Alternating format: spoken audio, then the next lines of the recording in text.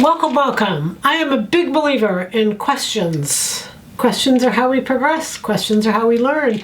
So tonight, our Q&A. And I'm sorry not to be with you. I'll be back next time or maybe the time after. Who knows? But let's get started. All right. This first picture is from a lady who says, after watching last night's YouTube, I thought I would send the successful outfit. It's $195, which is a sweater set, and a straight skirt I learned from you, a poster child for that third piece. So exactly right. Now I wanted to share with you how you can see her base pieces, and now it's ready for a myriad of third pieces to go on top. Just well done. I just wanted to say congratulations. I love it when you all come back and you see and you get it and it works. Okay, so here's a couple questions, all from the same viewer. I don't have the photos on this, but just to read it. Would the skirt waist be the same as the pant waist since it comes from the waist? Yes and no. Sometimes darts are taken out of a pant waist. They're turned into yokes. The angles are different. There's certain pattern making variables that make that waist of a skirt different than that of a pant. Just an FYI. I make mostly silk blouses. When I make a muslin, should I make it out of silk if I want it for a blouse? It's not a bad idea. If you have an old silk that you just don't really like anymore, I would use it as a muslin. You know, muslin literally doesn't need to be muslin. It needs to be a trial. So yeah, if you mostly make silk blouses and you have some silk that you're just not, you know, you don't like it anymore, or you've changed colors or whatever, I would do that. I think that's a great idea. And should I then be able to create my templates off of the base? And the answer is yes. Your armhole, your neckline, some of your necklines, not all your necklines, but yes, you will be able to. I'm having problems. This is pattern number 423. Now 423 is one that's on order right now. It's a pre-sale. But remember, it was an anniversary pattern, and so some people already have it. So pattern number 423 is Bailey's 2-in-1 blouse. She's having problems with piece number 1. This is piece number 1, and all you do is you go like this. This sews into the back shoulder, this sews into the back shoulder. And what I did is I just brought an example here. You can see that this is all one long piece. Okay, you've got other pieces in there, but one sews to shoulder, one sews to the other shoulder. So hopefully that just makes it really easy for you. You didn't say what the problems were, so I'm not sure if that's going to answer it or not, but hopefully it will. Next question, is it better to use denim or muslin for a jeans sloper? So this is a good question because denim, jeans, there's so many variables when it comes to jeans. There's so many variables in denim that I would, as much as possible, use the same denim I was going to make the pants out of. So if you're thinking about making a pair of jeans, get twice the length you need, make a muslin out of one pair, fix it, and then make the next pair. Now, having said that, any jeans you make, they're going to be so much better than the jeans you buy. So on one hand, try not to get too persnickety because it just will drive you crazy. Keep in mind that most likely if the things are crotch length, crotch depth, all those things are good, you're going to do just fine. All right, now this is kind of two parts because I didn't answer the first part and then she came back. And here's a photo. I'm going to put this photo up. I've made number 3425, which is EF, that's Eileen Fisher's pull-on barrel pant. I need to lengthen the crotch length, so I've shown that in the back there. How far do I open up the hip line? So because there's no side seam, see how I took it to that front piece, to the side of that, to the front of that side piece. Okay, so that's answering the question. However, then she came back with, I've increased the crotch length 3 6/8 inches by opening up the hip line.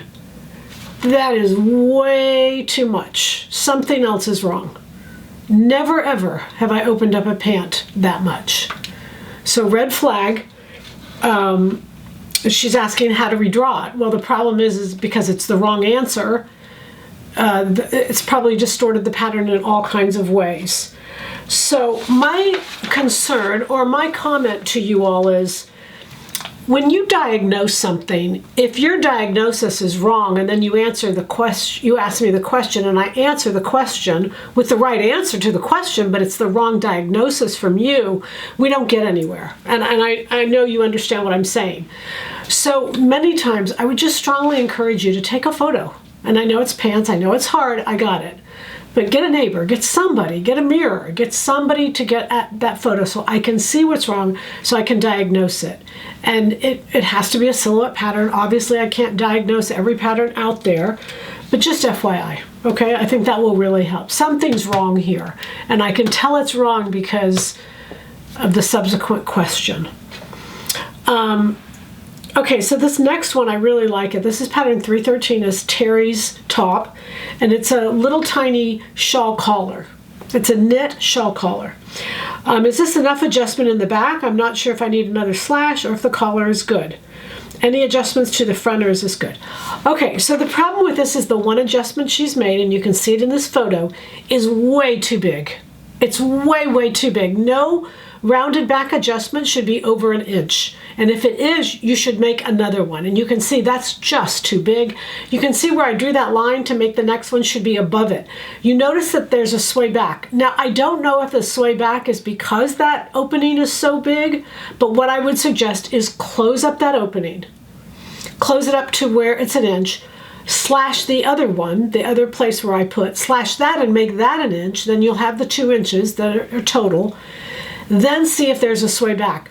If you're opening a rounded back and it's either too low or too big, you create another problem. So the rounded back should be above the round of the back.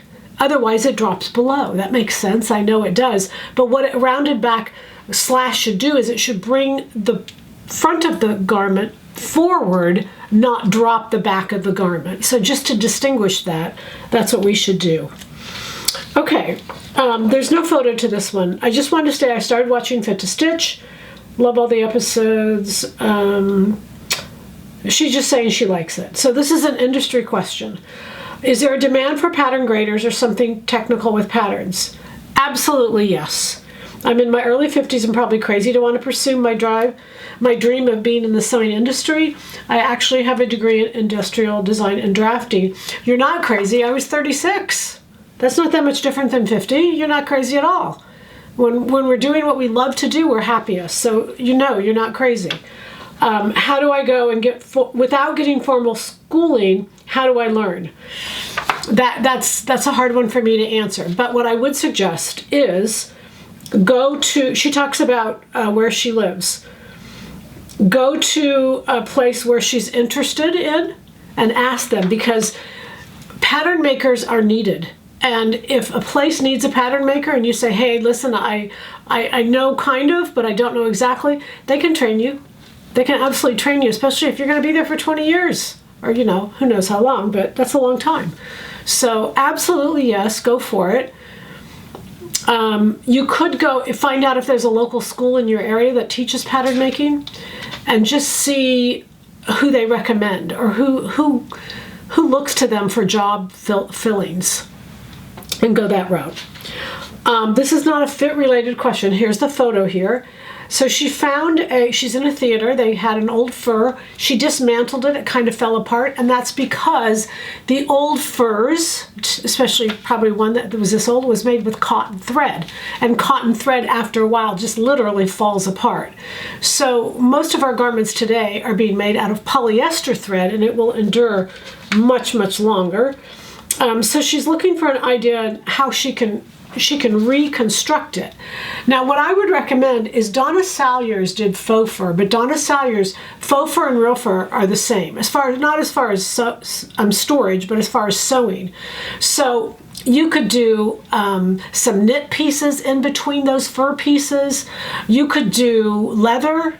You know, there's all kinds of fabrics you can mix that fur with to make a phenomenal contemporary garment. So I would absolutely do your homework on it. Sewing with fur, again, look to Donna Salyers. She's got videos, she's got all kinds of stuff where you can assure her information is accurate.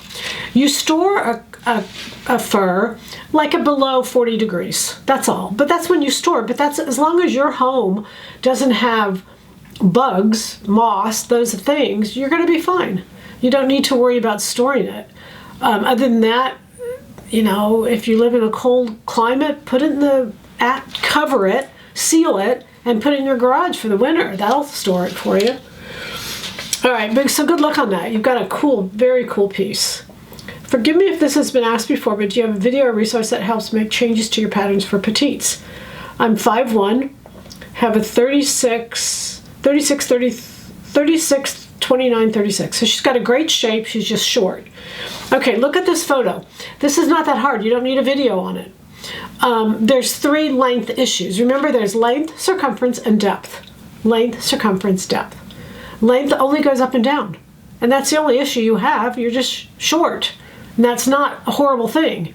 So if you look at those 3 parts, base of the neck to bust, bust to waist, waist to hip, just find out, and it only takes one time, shorten a base pattern to get the bust where you want it, the waist where you want it, and then the hip where you want it, or the crotch, either one. And then use that kind of as a template moving forward, so that any pattern you make, you can put the base of the neck, which is here, the base of the neck to the waist. Usually the bust doesn't make that much difference, but whatever. You can lay it on the pattern and right away see if you need to make changes or not. So this is not difficult to do.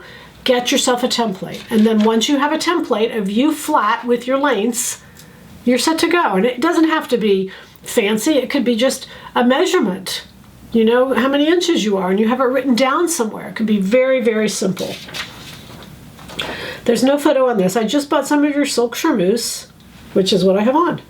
And I have never sewn with it. I want to make a blouse with a cowl neck and long sleeve.